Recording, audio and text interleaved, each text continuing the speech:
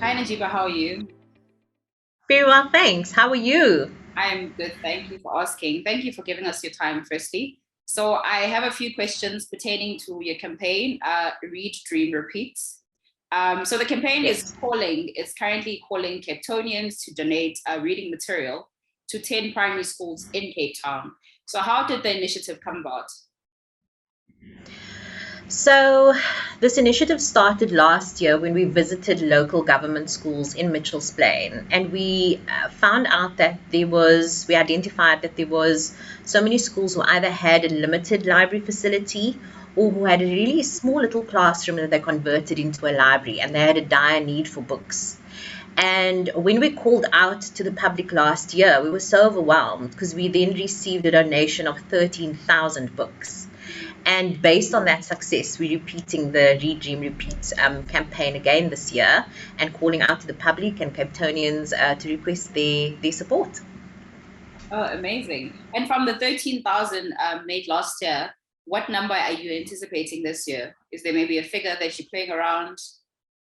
Well, yeah, we're hoping to just beat that record. We haven't set a higher number, but just to Yeah, beat 13,000. Let's see makes how sense. far we get. Makes sense. Also, how do you ensure that the books end up going to the primary schools? What's the process? So the process is once the books are donated to the mall, we then quarantine these books, and we actually checked with the local libraries in the Western Cape to understand what their procedure is. So we quarantine the books, we then sanitize the covers, we categorize them according to primary and high school material, we then count them, we then box them, and then we deliver them to for a handover to the primary and high schools. So there are 10 schools that's going to benefit. Yeah. Five of them are primary schools, five of them are high schools, and they are all local government funded schools, and they are all based in Mitchell's Plain. Oh, interesting. And also, can you tell me? I do know that I mean, readers are obviously leaders. What is the objective of this campaign holistically? I think as a mall, as Liberty Promenade, we are deeply rooted in the community, and we are very passionate about education initiatives, initiatives that empower. And because of that, we wanted to promote the importance of reading. I myself am a mom, and I think like many moms, we understand the benefits, or I can see firsthand, how reading impacts your child. It improves the vocabulary. It expands their creativity. It assists with writing skills and with communication.